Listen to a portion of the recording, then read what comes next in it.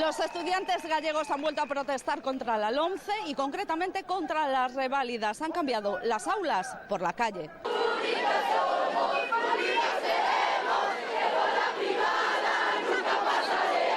¿Qué es lo que más te preocupa de la LOMCE?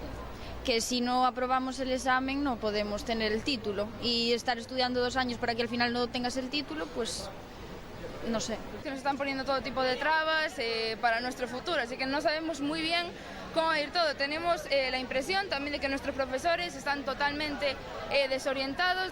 Non sabemos nin como se vai a facer a avaliación deso. En segundo lugar, para un mestre é un pouco de cuidar de lo que estamos facendo, de si sabemos enseñar, si sabemos avaliar ou non.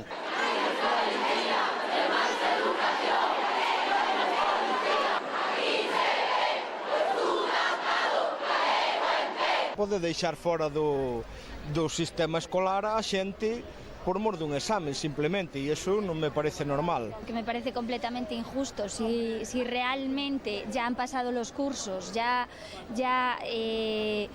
han pasado las pruebas que supuestamente tenían que pasar, no tiene sentido que a los niños les hagan repetir exámenes de cursos anteriores. Son uns exames que están orientados simplemente para un tipo de nenos que se adaptan pois a un sistema que está enfocado claramente hacia as ciencias. Os nenos artistas, ¿dónde quedan?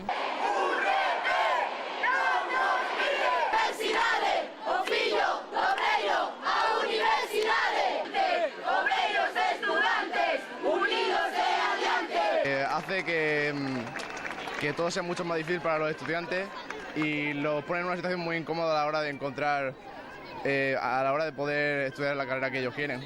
Lo que yo veo es que están quitando como las asignaturas que más hacen pensar al alumno, como son la filosofía. En mi caso, por ejemplo, para mí la filosofía fue una asignatura que me ayudó mucho a comprender muchas cosas diferentes de la vida y te hace pensar. Y en segundo de eso ya te hacen escoger optativas, lo que me parece muy mal también, porque no tienes ni idea de lo que vas a estudiar. Entonces te obligan ya a restringir tu campo de estudio. Ya se ve que no es una ley para mejorar la calidad educativa.